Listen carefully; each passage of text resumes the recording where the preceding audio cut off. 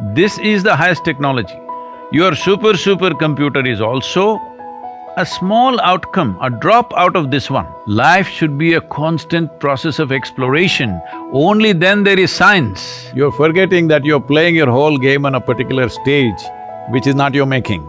I would say the future of industry and business should go in this direction. There must be human potential business.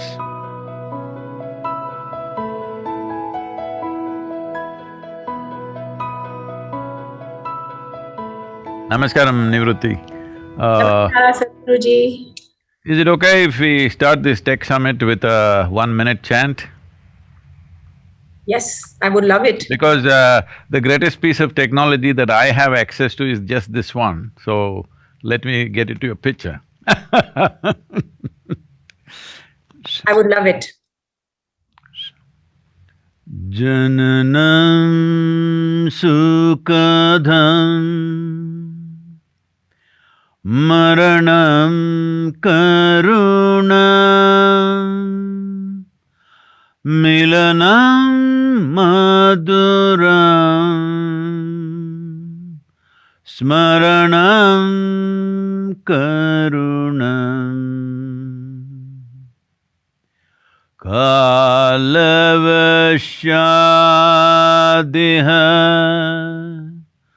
Sakalam karunam Samayadipate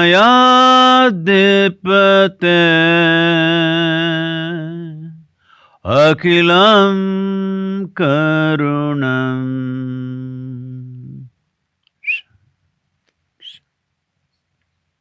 Namaskar. That was beautiful, Sadhguruji. Such a beautiful start. Namaskaram. Now the thing is, one thing in all these technological developments, we've forgotten the greatest piece of technology, which took millions of years for nature to manufacture, is sitting here. Human mechanism is the most supreme technology we have, and we have no education system where how to access this technology, how to keep this technology in its highest prime. But we're doing various other things, that is also important, external technologies. But if we want to really produce technologies which are significant for next few generations of people, it's most important that we access this technology because this is the supercomputer here. I'm saying this has micro-compress processors which nobody can match. I'm not trying to depreciate your company, but this is made by creation.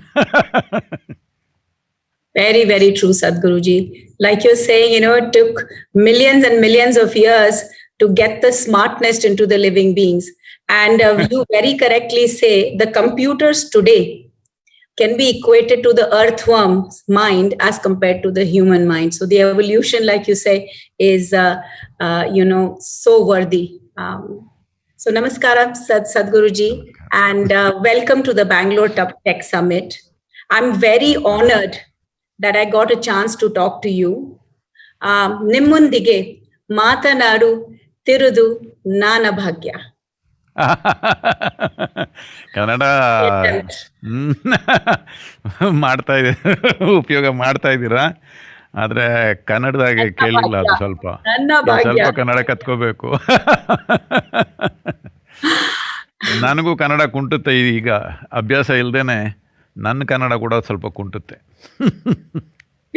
ಸ್ವಲ್ಪ Kannada. That's wonderful, you're making the attempt. Sadhguruji, the one question that I wanted to start with, it is a beautiful confluence of technology and spirituality. You're called the mystic, but let me start with a more basic question. No, let me correct the question. From a very high-level technology, which is the human being, to, you said earthworm-like microprocessor you're doing. Yes. So two technologies. Very, very true. So that's how evolved you are in terms of, your inner technology. But Sadhguruji, the first question is a more basic question.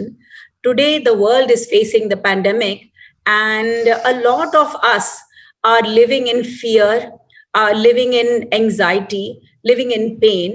What are some of the things that you could suggest, very simple things that people could do every day to basically get the balance of mind and peace of mind? Well, it's a unfortunate reality that there is a pandemic, all right? Over 1 million people have lost their lives, and many people have lost those who were dear to them. And how they lost them is also very significant. When they lost their parents, some of them even their spouse or their children, they couldn't be there. They could not even attend the funerals. Forget about tending to them, they could not even attend to the funerals. This could leave a huge scar in their minds for a lifetime, because that's not easy to handle. People die, that's a different matter, all of us die.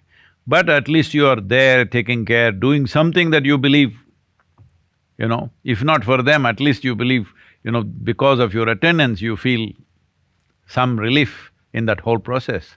That relief is missing, so definitely a certain level of stress and anxiety building up. And as you know, there is economic losses and there are structural changes in our life.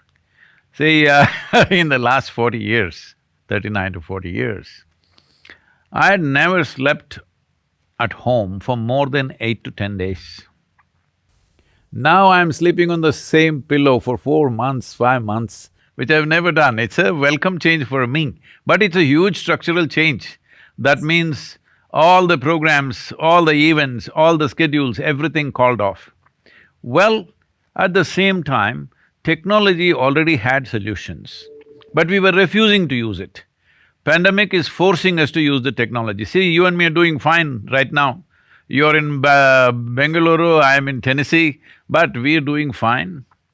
Well, it would be a different thing to meet personally, but this is good. What is the point of technology, developing it and not using it? Having said that, well, the concerns of health are there. One thing is your fundamental concern of your own health and well-being and life.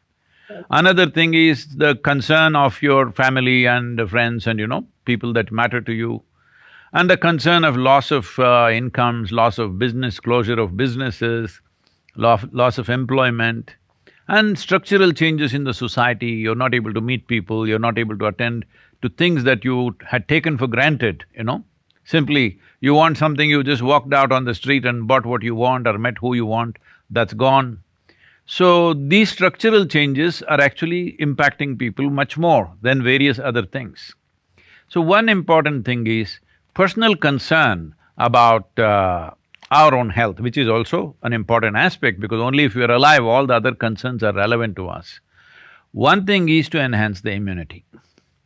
Immune system can be greatly activated by doing certain simple processes. Right now, millions of people, particularly medical professionals, are doing these practices which we taught online.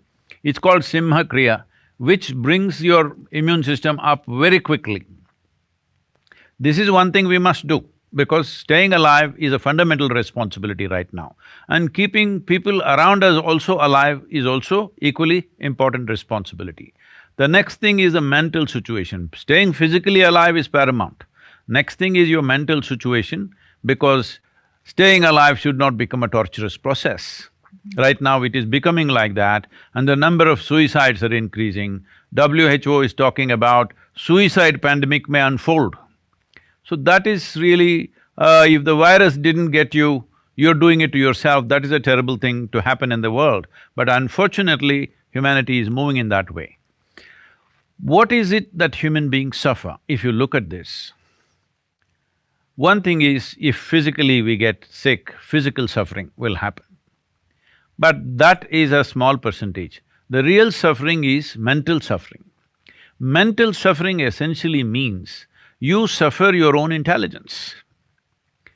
If you had the brain of an earthworm, because you brought the earthworm in, if you had the brain of an earthworm, you would be quite peaceful.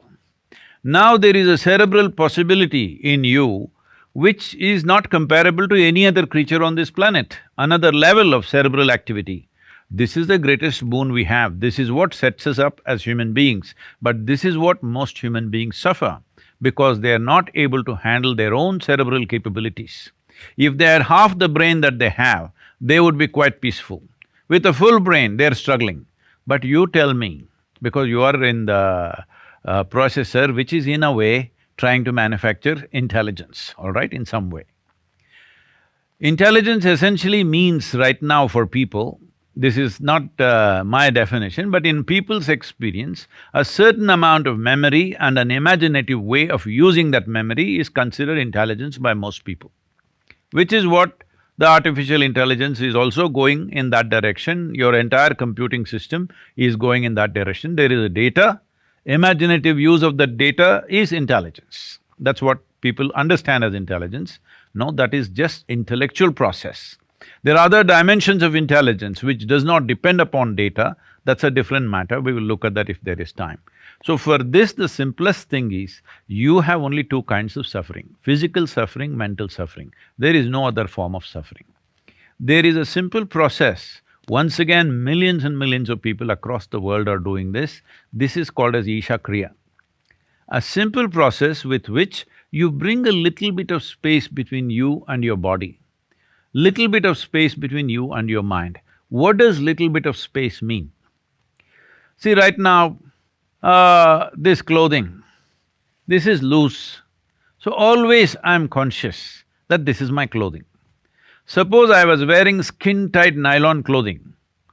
After some time, I wouldn't know which is my skin, which is my clothing. It is so. If it's something doesn't leave any space, you think you are that after some time. So, right now what you call as my body is an accumulation which you gathered over a period of time. What you call as my mind is also accumulation of impressions that you gathered over a period of time. If you create a little bit of space between you and your body, between you and your mind, this is the end of suffering. Only when there is no fear of suffering will a human being walk full stride. Whether pandemic or no pandemic, this is something that everybody must do, that you have no fear of suffering because your life is a limited amount of time. Only miserable people think it's very long. If you're joyful and well, even if you live for 100 years, it's too little. One who is… see, on a particular day, if you're very happy, you notice 24 hours pass off like a moment. If you're miserable, 24 hours feels like a eon, all right? So, time is a very relative experience. If you keep yourself well, 100 years is just nothing, it'll just get over like a few days in your life. So, this is very important that one is free from the fear of suffering, because only then you can walk full stride, otherwise entire life will be half steps. Human genius, human competence, human capability has been severely crippled because the fear of suffering. And unfortunately, the religious forces, moralistic forces, ethical forces have always been trying to manage humanity with fear. You don't do this, you will go to hell. You don't do this, we will punish you. You don't do this, we will beat you. This has caused fear. Right from childhood, even a kindergarten child, people are managing, even an infant, they're showing stick and saying, if you don't do this, you will get this, all right? So, when fear has been the basic way of managing humanity, you have crippled the humanity. Human genius will not flow. Only now I would say, not even 1% of human beings get to unfold their capabilities and genius to some extent. 99% is fear-based. Very true, very beautifully said, Sadhguruji. I will go to my next question. Since this summit is based on technology, so we have seen over the last so many centuries a lot of life-changing, world-changing technology developments. So I'll just name a few. Automotive industry started in 1900s. In 10 years, 80% of New York City had cars. If you look at, internet is supposed to be a curse and a boon, but in 1983 is when internet really started, and now we seem to not be able to live without internet.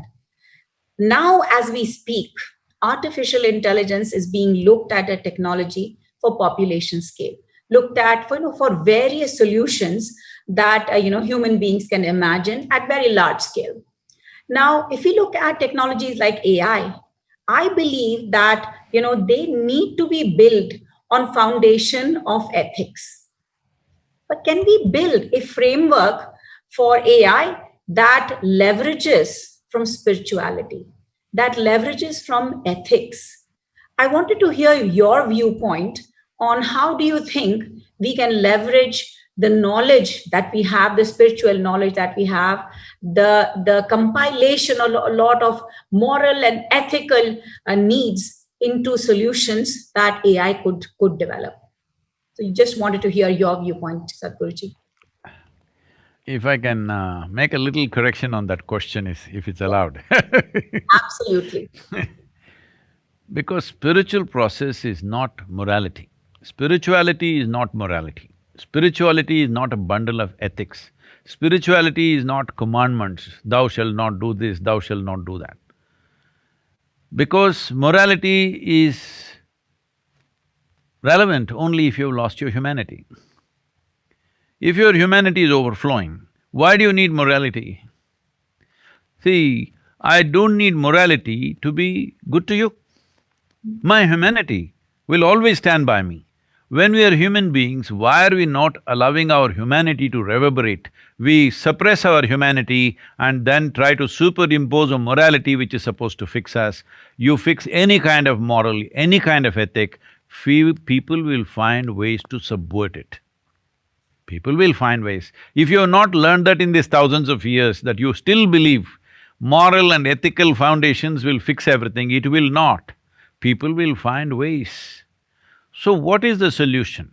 Definitely technologies are advancing like we had not seen in the past, but at the same time, as I already mentioned to you in a conversation, the highest technology on the planet is this one, human mechanism. What evolution means is, from an amoeba, from a single-celled creature, which itself was a great happening, from elements that were there, single-celled creature, from there it has come to this place of this level of complexity, sophistication and competence.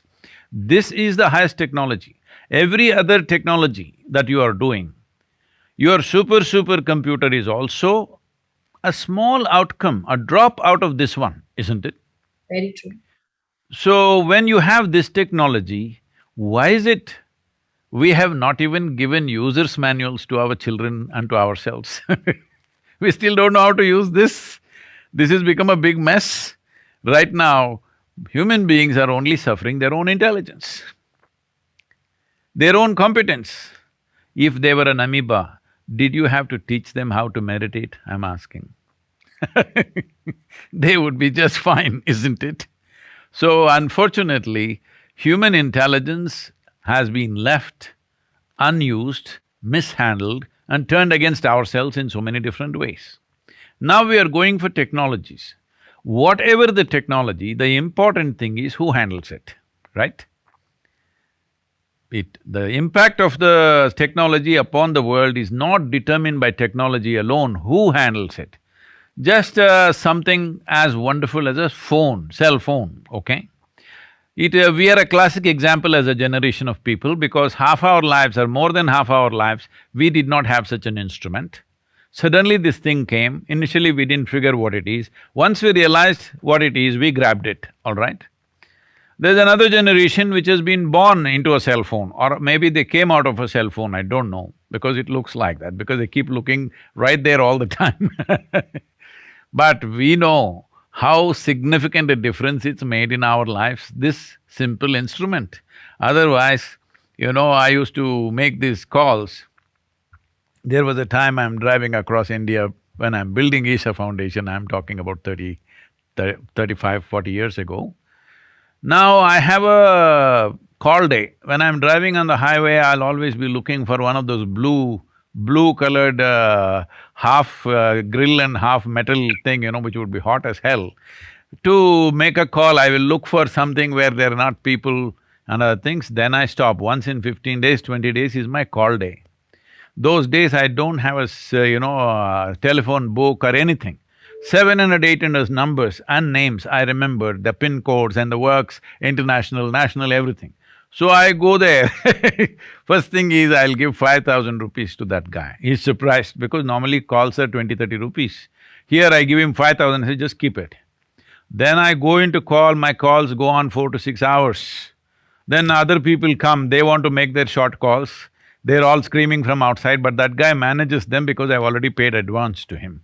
He's a big customer I am suddenly So once in 15, 20 days, I make all these calls. By the time I'm finished, my forefinger is almost falling off. Tar, dialing that. Today, if I'm driving or even on a motorcycle, if I just say the name, my phone calls. Yeah. And I'm just talking inside my helmet, I'm talking and riding all over the place. Oh, I know what the benefit is, but people are dying out of cell phones. Taking selfies, they are dying. Talking on the phone, they're walking under the bus. All kinds of things they're doing. So I'm saying technology by itself is agnostic. It has no quality of its own. Who uses it, for what purposes we use it. But till now, the history of technology has been such, always the cutting-edge technology always went into the military hands first. Military usage is first. After we have figured out how we can kill people with this technology, then we will figure out how to save lives, how to do good to the world. This has been our history till now. Last 100 years, if you look back and see, all this happened this way. This we must change. If this we have to change, this is not going to happen with morality, because morality is very identity-based.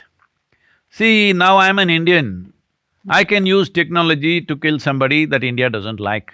Now I'm an American, I can use this technology to kill somebody who's not an American or who I perceive as against America. So I'm saying your morals, ethics, values are all very identity-based. This is why spiritual process is significant, because spirituality means your experience of life has transcended your physical nature. Correct. Your physical identity of my body is my first physical identity. Then comes my family, my community, my nation, my race, my religion, variety of caste, creed, whatever else. Isn't these identities, even if I have a simple stick, I will use it against those who are against my community, against my nation, against my race, religion, whatever. If I have a knife, I will use that. If I have a computer, I will use that. If I have a bomb, I will use that. If I have the greatest piece of technology, artificial intelligence, whatever, I will use that, because this is identity-based. Our intelligence, everything functions around our identity. So what needs to happen in the world is, this limited identity must go. We had this well established in our country, which we killed it with British education.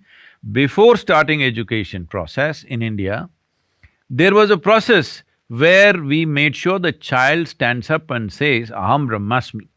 This means my identity is cosmic. Yes. Because education is seen as empowerment.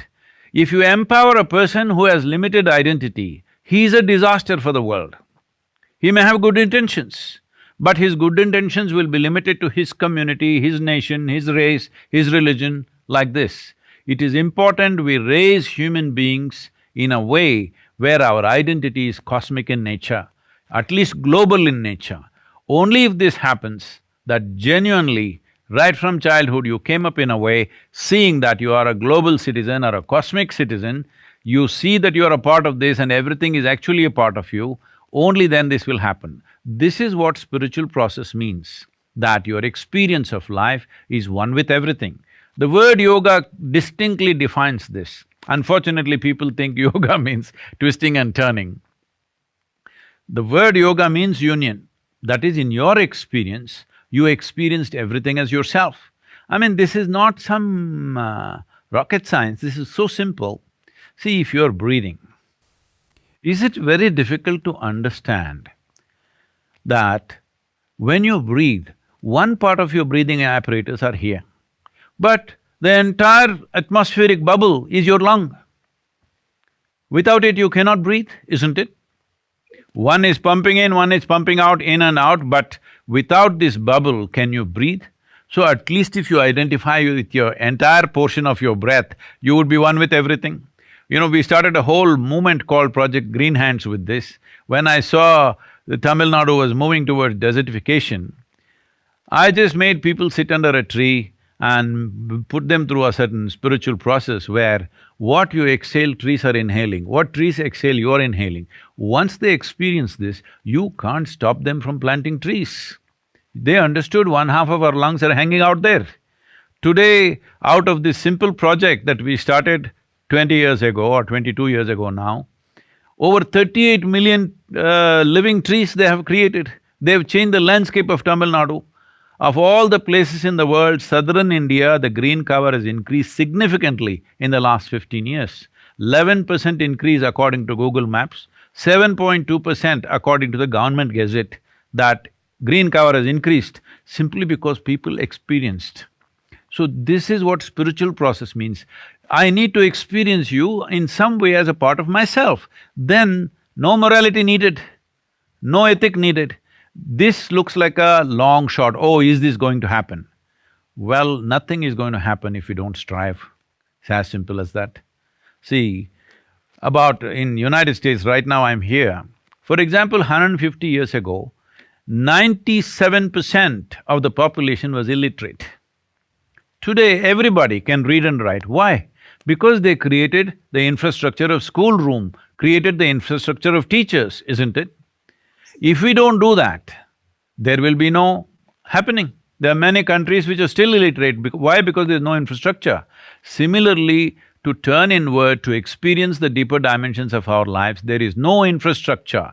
This is what we are trying to build. We have the largest meditation hall in Western Hemisphere here in United States. In India also we have facilities, but that's not enough for the population. As there are schoolrooms, as there are hospitals, as there are toilets, is it not necessary something for your inner well-being should be everywhere? But today, this has become possible much more because of technology. Today we are reaching out, I'm saying we as one organization, we're reaching out to more than 1 billion people in a year. This was never possible before. Many great beings have come on this planet, but when they spoke, 10 people could not hear them. When they spoke, hardly 10, 25 people will listen to them, and we do not know in how many ways they'll misinterpret them. Today, because of technology, see, I am sitting on this part of the world, you are sitting there, we are talking, we can address every human being on the planet. At this time, when we have such technologies, if we don't strive to transform human beings, that means we don't care. I completely agree with you. What beautiful explanation. And if I were to just summarize into one line, I would feel that, what you're saying is technology should be handled by human intelligence and governed by human-centered rules, look within. And I would just want to say one phrase also, which I thought you said beautifully. I read this in Gita. It says, Buddho Sharanam Anvecha. Take refuge and in your buddhi, in your intellect. So going to the next question, Sadhguruji, I will bring, Einstein. And everybody looks at Einstein as a great scientist. But, what he said, that he believed that the fundamental laws of nature that govern the earth, something that is observable, something that's unbreakable, rules of cosmos. He said, that is God. Because science could not explain things beyond a certain point. And he said, that essentially, I believe in cosmic religion because the observable, unbreakable rules that govern the earth is what is God.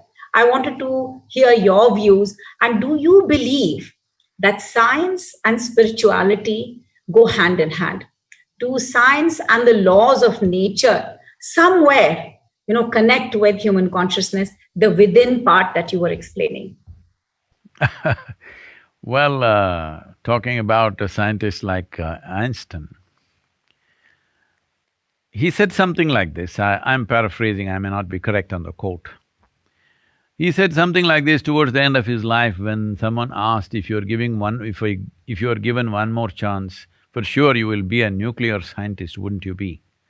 He said, no, if I'm given another chance, I would rather be a carpenter or a plumber.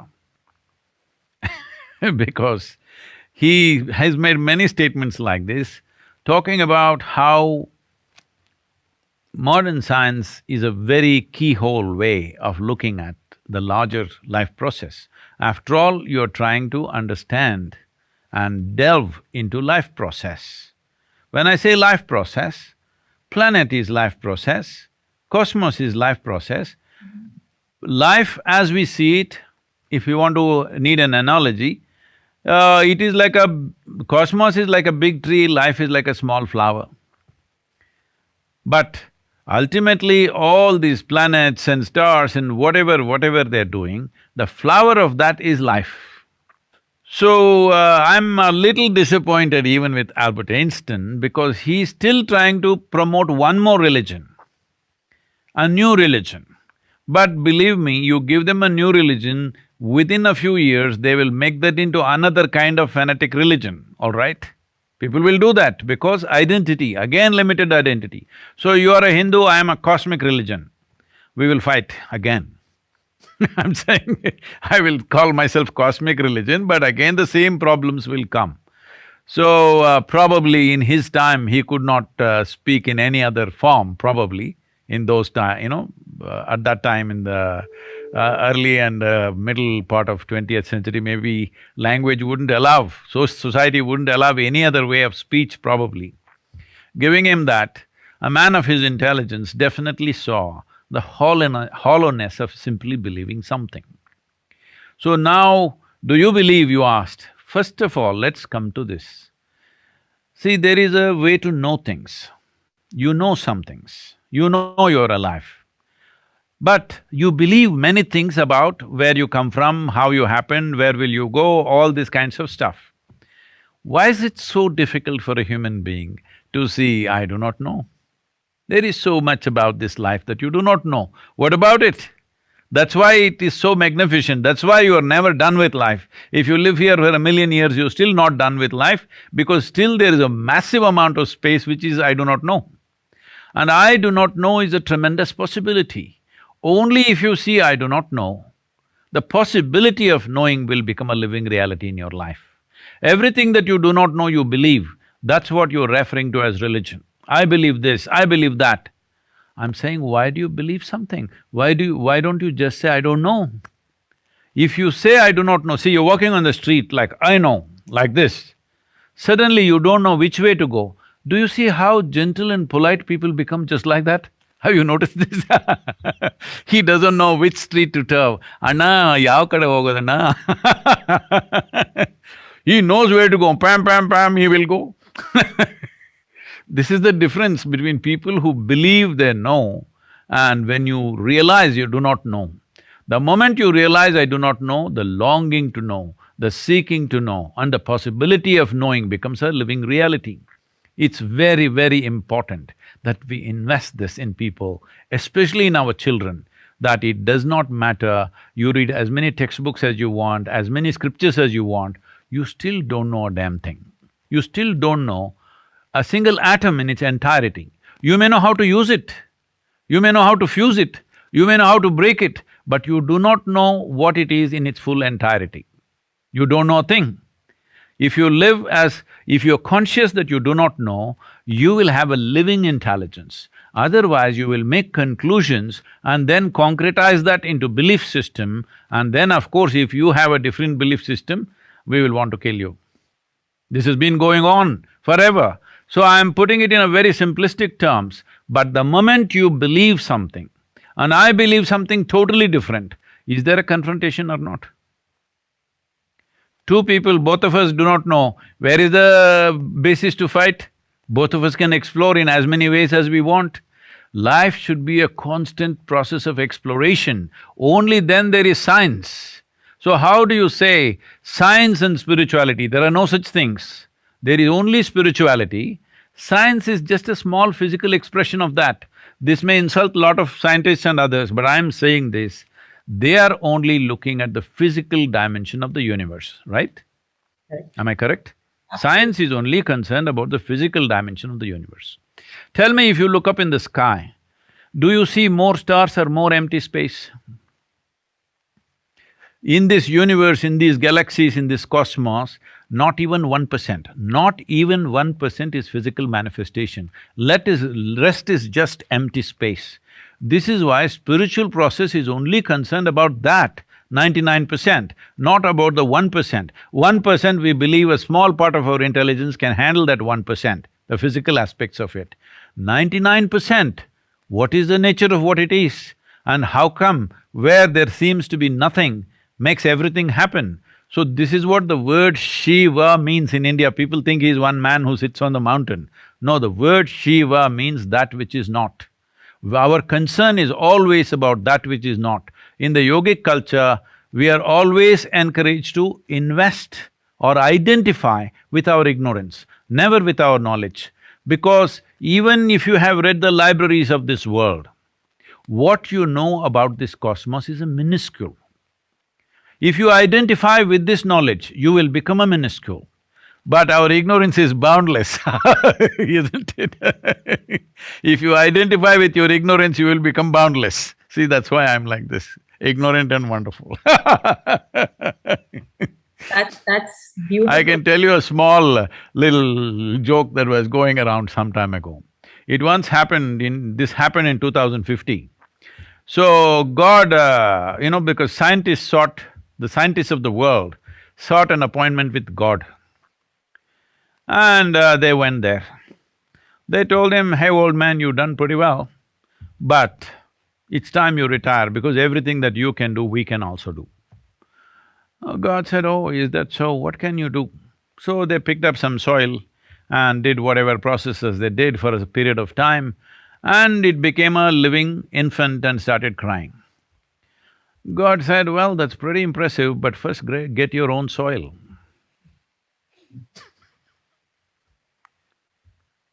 Beautiful. Beautiful, You're Sadhguru. forgetting that you're playing your whole game on a particular stage, which is not your making. Very, very true. And, I completely agree with you and believe that at a certain point, science comes to a halt.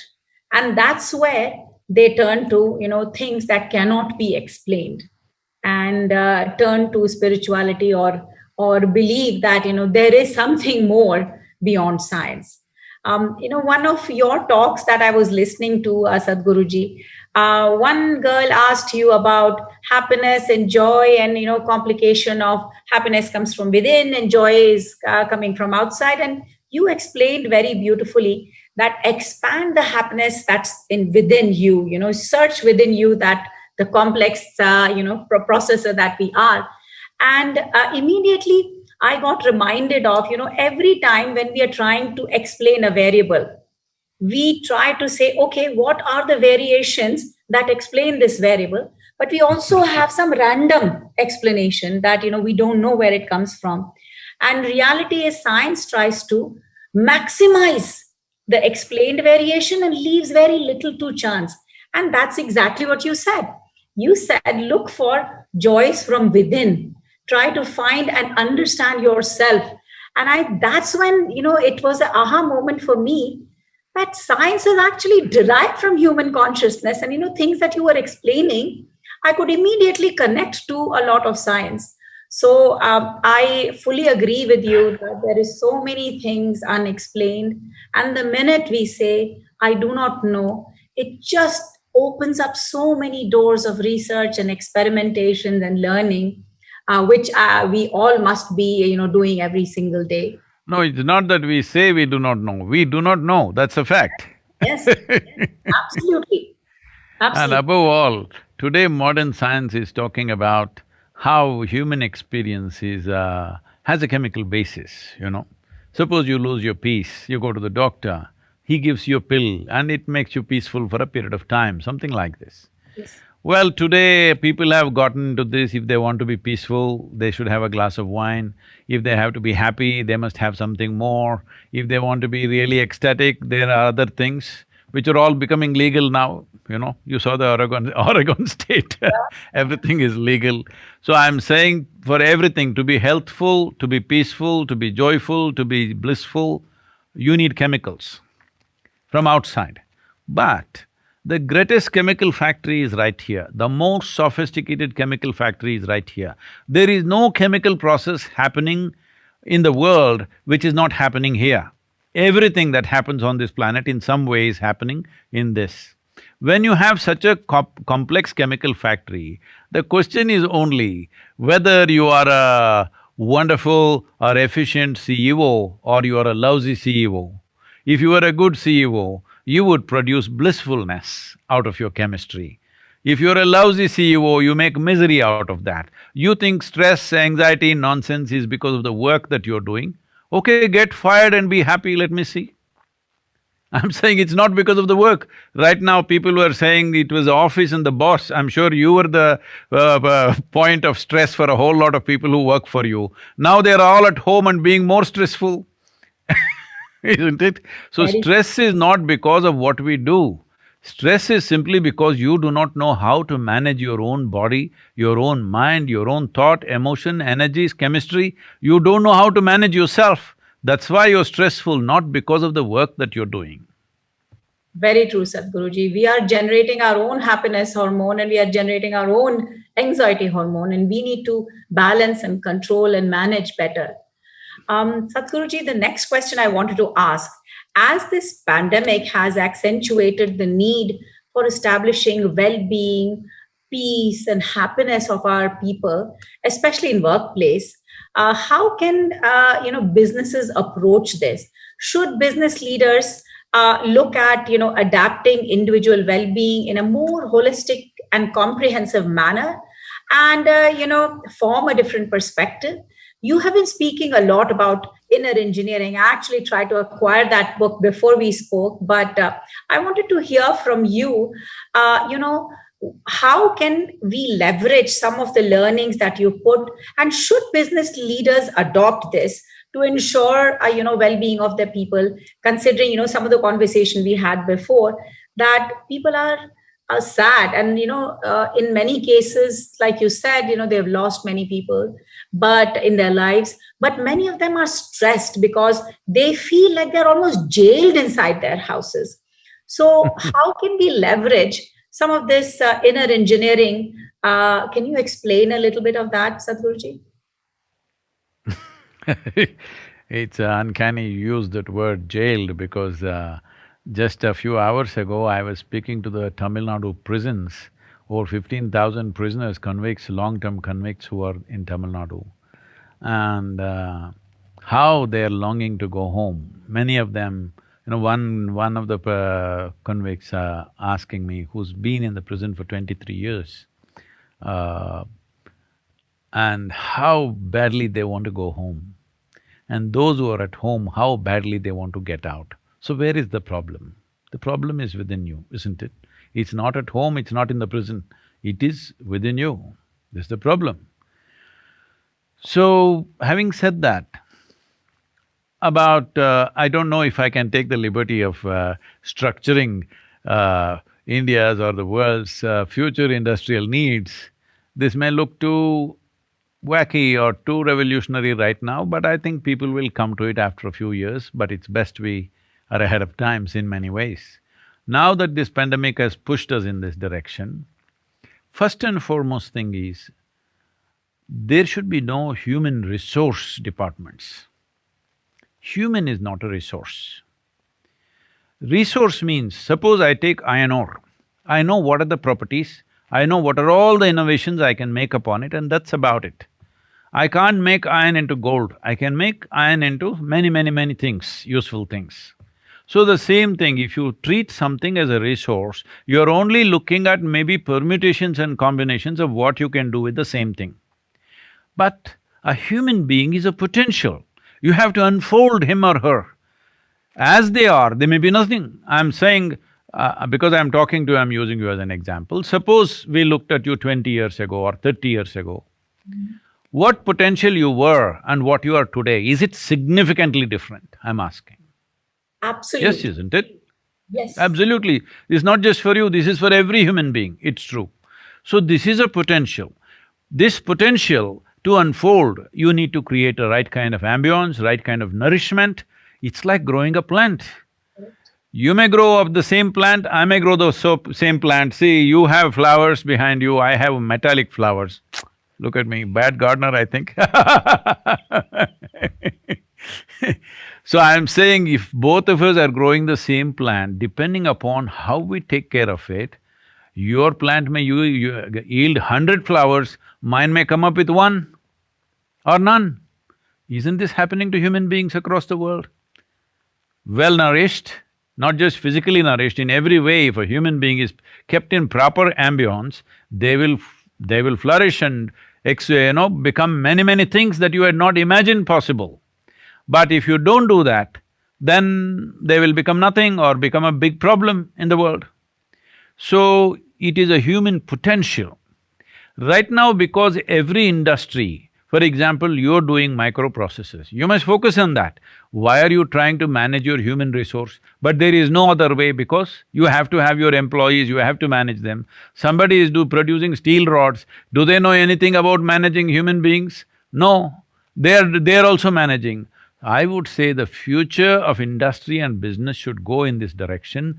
There must be human potential business.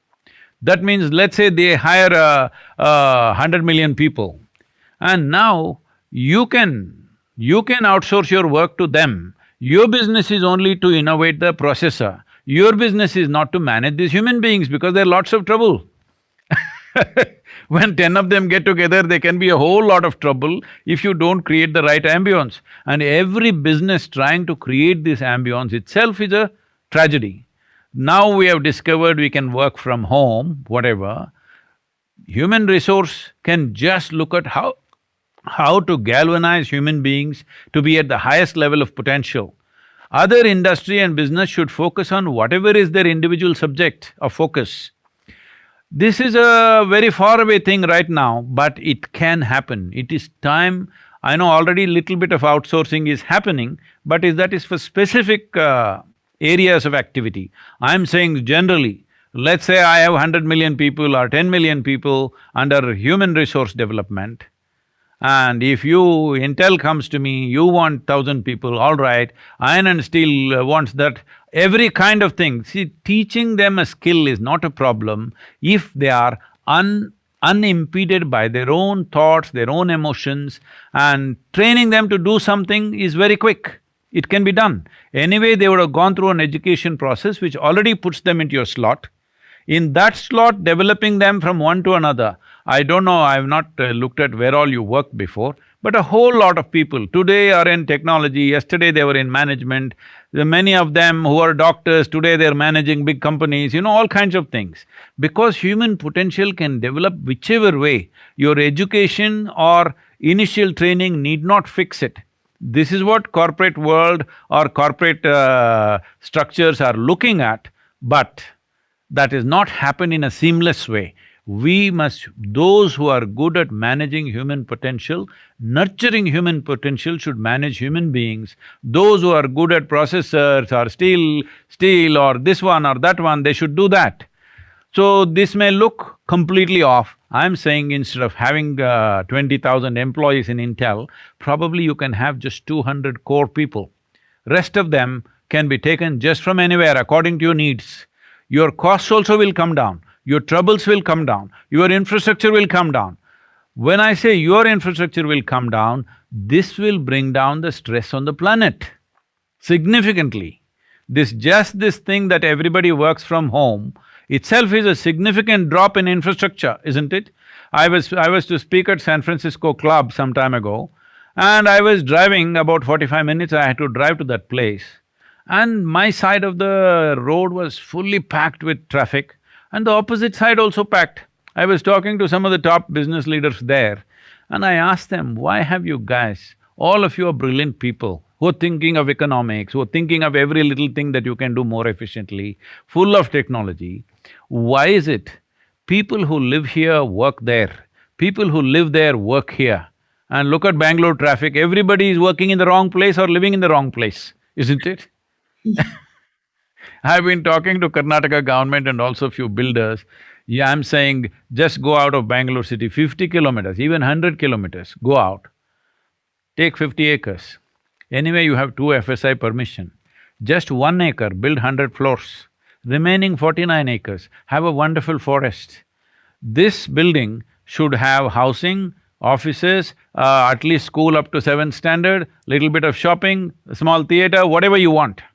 That is 5 to 6 days in a week, you don't step out of the building, you stay in your own thing. Completely, no power lines, no sewer lines, nothing. It can be completely self-sustained. Above all, children will get to grow up in good atmospheres. Right now in Bangalore city, if they step out of their home, they are into the traffic. This is how children are growing up. When children grow like this, how I've grown up in open spaces, when I see the children growing up without playing a game, without knowing what is an open space, what kind of adults will they be? How will you do this? I'm saying. So you can have a bonsai tree in your home. Is that the same as a full-grown tree? So you are making human beings into bonsais, small scale. Just everybody grows up physically because they're eating well. Beyond that, nothing happens. Because if something has to happen, it needs exposure, it needs other atmosphere. You need many things to happen. I must tell you this, right now pandemic everywhere raging. We are over 4,000 people in the yoga center in India, not a single infection. 47 villages that in which we are managing, there have been barely any infections, a few people only who came from outside. Chief Minister mentioned in one of his reports, how come in this area there are no infections? Now here also there are enough people in this ashram, we are doing our programs, everything is going on, but not a single infection. This is just a little bit of conscious, responsible behavior, strong immune systems, that's all it takes. So this pandemic especially, it is not being carried by mosquitoes or rats or some other creatures, all right? It is carried by us. When we are the carriers, I'm saying the simplest thing would be, if all of us were conscious human beings, if one instruction we would follow, if all of us simply sit in our own homes, maybe meditate or maybe watch the television, do whatever the hell you want. Don't come near any other human being for 14 days. Pandemic is over in the world. Now in countries like in European countries, France, Germany, Belgium, even UK, soldiers are on the street quietly. Armed soldiers are on the street to manage the population because they want to party, somebody wants a haircut, all right? Their mothers and grandfathers and grandmothers have died recently, but they want a haircut. That is the level of compulsiveness that we have. If we do not build a conscious population, more and more technology means more and more trouble, that's what we will create for ourselves. As we become more empowered, there is a fundamental need that we become more conscious and responsible, not a reactive, compulsive society. Absolutely. With a lot of power, with a lot of technology, a lot of responsibility should come. And based on what you said, Sadhguruji, how important it is to give an environment for our children, for our people to thrive. And it is so important to have nature near them. It is so important to have the normal playing style. So they don't just live with technology. And it's very true, because recently, Sadhguruji, I read an article. It's about biology, about how memories can be encoded in somebody's DNA and can manifest 4 or 5 generations later. So, for example, if my great-grandmother was really scared of lizards, and that gets, imprinted into her DNA, without even having seen a lizard, I will get scared.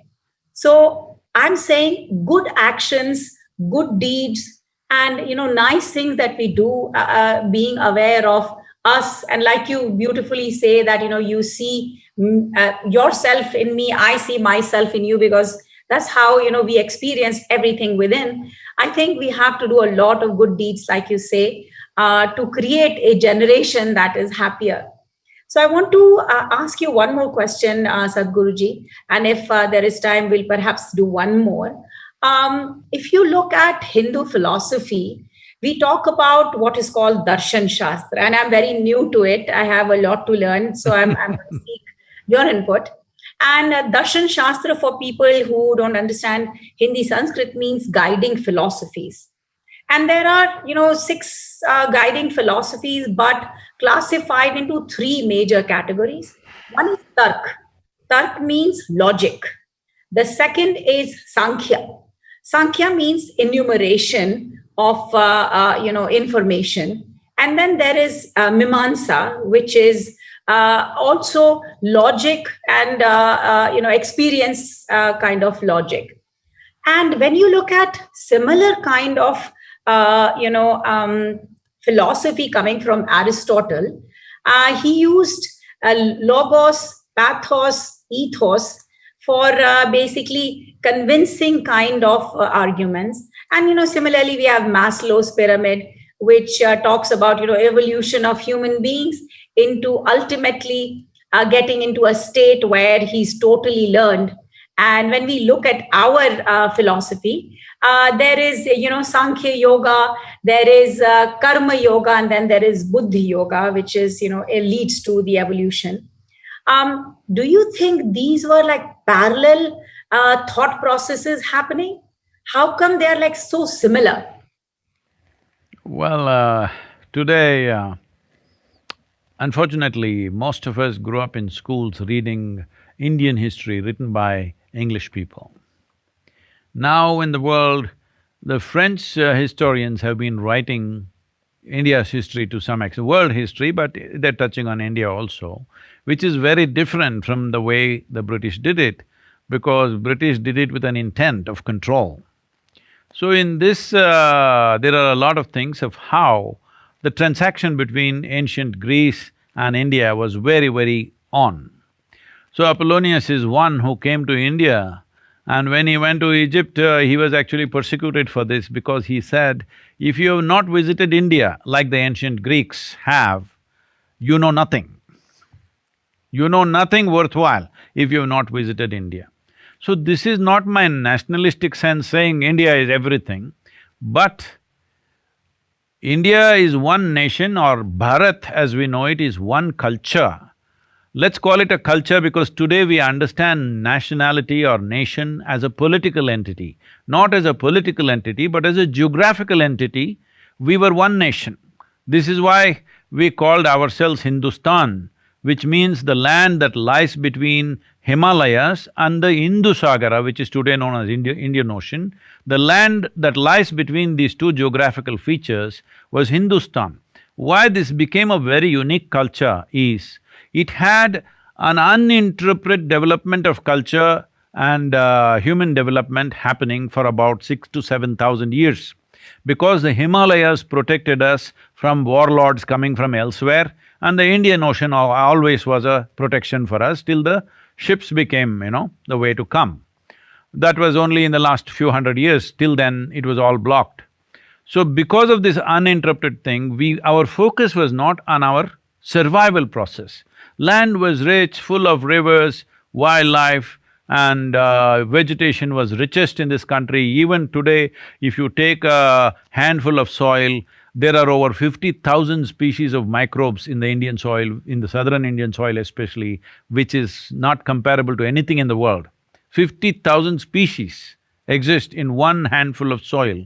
So that gave us a very rich fauna and flora, which made our lives easy in terms of survival. And there were no invasions happening, no battles and wars of a great proportion. This also became our problem because we did not develop such armies, we did not develop fighting men.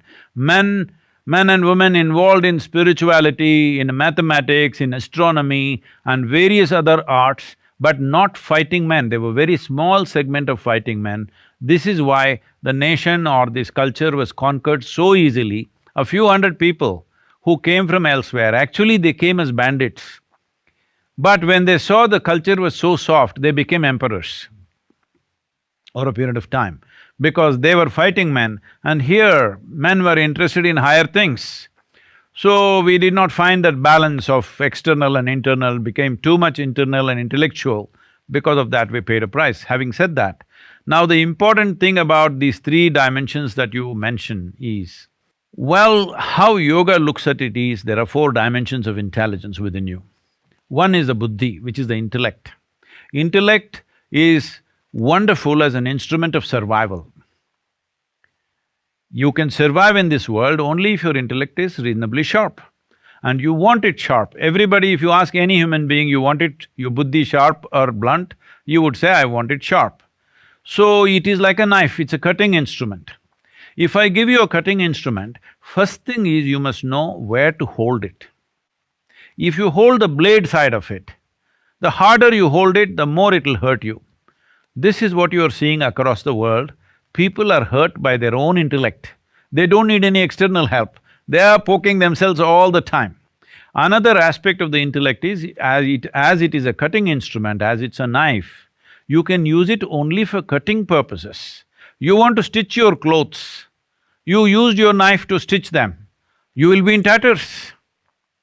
That is what is happening to human life right now with modern education, where we recognize only intellect as intelligence. For this we paying a heavy price. Other dimensions of intelligence are not coming forth. Now people are beginning to talk emotional intelligence. But the way you think is the way you feel, they are not two different things. Because how you think is how you feel, they're not separate. It is just that one is a more sappier part of the intellect, which is emotion. But there are other dimensions of intelligence within you. The next one is called as ahankara. This is the identity. Ahankara does not mean ego, it means your identity. As we already went through this, I'll skip this because your identity determines how your knife functions. If my identity is such that I feel you are a threat to my identity, my knife will poke you. This is how human intellect works. I think I am this country, I belong to this nation. Now my intellect constantly works how to protect this identity. I see things like that, I feel things like that. If I just see my flag, tears will come to me, you know. Just see how it works, the identity. It is your identity which makes you feel tomorrow is your son's birthday. It's your identity as a mother, happy birthday to him anyway. It's your identity as mother which makes you with all these emotions. How come? Another child does not invoke the same emotion. Even though you may be kind and nice to the other child, he does not invoke the same emotion simply because of identity. Don't think it's because of genetics, don't think it's because of blood. Because at the time of birth in a hospital, if a child gets exchanged, still you will love the child just as yours, not knowing what it is, because it is the identity which makes all this happen. So human intellect is always trying to do things according to its identity. This is why I said you must have a cosmic identity. That is when your intellect will function for everybody's well-being. That is when human intelligence can be harnessed for larger things, that you will not be a consequence of your individual ambition, but of a larger vision for everything. The third dimension is called as manas. The question that you asked, how if your grandmother had a problem with the lizard, that problem comes to you though you have not seen a lizard. Yes, today science is accepting this, but forever we've been talking about samskara. What is your samskara? Because of your samskara, you're experiencing things in a certain way. What we call as manas is a silo of memory. Silo of memory means here there is elemental memory, there is evolutionary memory, there is genetic memory, there is karmic memory, there is articulate and inarticulate forms of memory, there is subconscious and conscious forms of memory. Right now, most of the memory that you use in your daily life, in your work, in your family, all this is just conscious memory, which is a thin veneer. It is not really much, it's just a thin sheet, that's all it is. Rest is all unconscious. When I say unconscious, see right now, see whatever you eat, let us say, let me not use you as an example, you're a big CEO, I can use myself. Suppose me and a dog eat the same food for next 1 year. There is no risk of me becoming a dog or the dog becoming me, because there is properly encrusted memory, evolutionary memory in this, that this is a human being. Whatever you put, it only becomes a human being, because every cell in this body has a microprocessor which clearly remembers this is a human being. It will never confuse itself. Next thing is, it doesn't matter, you come to another country and eat their food, you will not become like them. Your genetic memory decides that you are like this only no matter what. Similarly, karmic memory also plays the similar kind of role. Depending upon your karmic memory, various likes, dislikes, what you are drawn towards, what you are repelled from, all this thing is there. But the entire spiritual process is about distancing yourself from this. Because if your memory should be a platform upon which you stand and able to reach out for something higher. But if you sink into your memory will become a trap, because memory means it's a boundary. See, for example, let's say now I have seen you on the video. If I see you on the street, oh, it's Nivruti, I know her, this. Suppose I have not seen you, I've just been talking to you on the phone, and you come on the street, you're a stranger, you're out of my memory board. That's all it is. My memory is my region of operation, my memory is my boundary for my existence. What is beyond my memory, in India we'll say it's stranger, in America we say they're weird. Somebody who doesn't look like me, doesn't feel like me is a weird creature, all right? So, essentially memory is a limitation, but it is only with memory you are who you are. It is a tremendous possibility, but it's a limited possibility. So there is a fourth dimension of intelligence called chitta. Chitta means it is an intelligence, it's pure intelligence without an iota of memory in it. That means if you touch your chitta, you become boundless in your perception. So in the yogic parlance, there is a mischievous way of saying this. The yogis say, if you touch your chitta, God will become your slave. For this you may get killed in many cultures, but in yoga we say if you touch your chitta, God will be your slave, because you don't even have to ask what you want. Simply what is needed will happen for you all the time. So these are the four dimensions of intelligence. This Tarka, Mimamsa, I'm sorry, what is the Sankhya, Mimamsa, this is a way of dividing the intellect. The front end, the knife you're dividing as the blade and the handle and the hand and whatever like this, but we are looking at intelligence per se, these are the four dimensions. But unfortunately, our education systems have given us this feeling that memory is intelligence. This is the greatest harm we have done to humanity, is making them believe memory is intelligence. If I can read the damn textbook and remember every word, everybody thinks I'm brilliant. But today your chip can do it. Hello? It can remember more than I can remember in my head. A simple, my phone has bigger memory than most human beings on the planet. Yes. That's why they call it a smartphone, because you call something smart only when it's smarter than you. Very true. I think smartness of gadgets and technologies are only augmentation. The intelligence, like you said, is within. So Sadhguruji, the last question I'm asking, I know we are running a little bit, beyond time, but it is important because in Karnataka, we will be now looking at process of disseminating vaccines. So as COVID-19 vaccine becomes available in India, and then the whole world is grappling with the decision as to who should be vaccinated first. The question of prioritizing people's access to the vaccine, has practical as well as moral implications.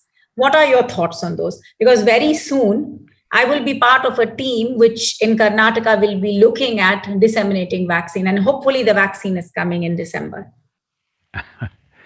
Well, somebody asked me about this in United States, Sadhguru, there are vaccines which are already validated in Russia. If you want, we'll get it for you. Why don't you take the vaccine? You're very important. So I told them, and I'm saying this in public today, that when the vaccine comes, if I'm not the last person to take it, I will be among the last people to take it. I've made that decision, it doesn't matter. I will be the last one or among the last group of people to take it. Having said that, why I am saying that I'll explain later. In terms of who should get it first, I think the logical answer will be those who are exposed most, those whose lives are most at risk. Medical personnel for sure, 100%. Police personnel who are active in duty, and unfortunately many officers have died, both in India and outside the country. And vulnerable populations like comorbid, people who are like over 65, 70 years of age. But they can also restrict their lives and control it. But more vulnerable means more exposed. People who are working on a daily basis. It may be just somebody who, sweeps the floor in a railway station. It could be all those people who have to go out to work to make a living today. They must get it first. It is very important if you want to stop the pandemic. But whatever you do, people who have the money and influence will try to get it in their own way. So I feel this will be very controversial, what I say just now, what I will say just now, but I would want people to think about it without reacting. I would say you must also make it available to rich and powerful and charge them big time. Let's say it's 1 lakh rupees for the vaccine. What we should do is, if somebody pays 1 lakh rupees for the vaccine, I don't know what's the cost, I'm just assuming, if it's 100 rupees cost for the vaccine, then this 1 lakh should be given. If one rich person or one, economically capable person gets it out of turn, that many vaccines must be given to people who cannot afford it. Some kind of adjustment, because ultimately you will need money to distribute. Yes. You will need economic prowess to distribute. So those who think they can pay for it, they must pay heavily so that others can get it, but that must be made mandatory, that underhand people will start getting anyway. Please understand this. I'm saying this just to prevent the corruption. This is not my priority, but to prevent the corruption, that people who can pay whatever, and black marketing of vaccines will happen, then fake vaccines will come.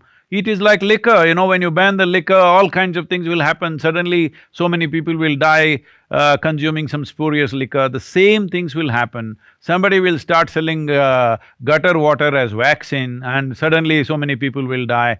All these problems will come. So instead of that, in some way organize these corrupt minds in such a way that it'll benefit the country. Very, very lovely suggestion. Actually, if you look at, couple of business models in hospitals, like the Shankara Eye Hospital, I feel wonderful that, people who can afford are paying, such that people who cannot afford can get the Yes, benefit. So I love that this. has to be that way. Yes, I will See, make… even our own programs are like this. In the cities, if you want your same in engineering program, if you want it in a five-star hotel, it costs so much. You want it in one chowdhury, it costs so much. You want it in somebody's house hall, costs so much. In the villages, it's absolutely free. 70% of our programs are free in the villages. But if somebody doesn't pay, how to keep the service going? Yeah. So corporations, who sign up for bulk, need to pay a little bit more such… and, this could be Yes. a process that we could build. So thank you, Sadhguruji, for your time. I will again say that, it was my honor to be able to talk to you. Despite the fact that I'm sitting thousands of miles away from you, I felt your energy, the positivity, and I hope everybody listening to you feels the same way and, goes back home with, more enlightenment and looks at ways to become happier through these times. They're already home, they don't have to go back home, they're just home. See, you're also doing all your work from your bedroom. But tell you, Sadhguruji, I tell my office, I'm not working from home. I'm actually sleeping at office because I'm working… seems like I'm working all the time. That's true. Thank you very, very much, Sadhguruji. Namaskar. My heartiest…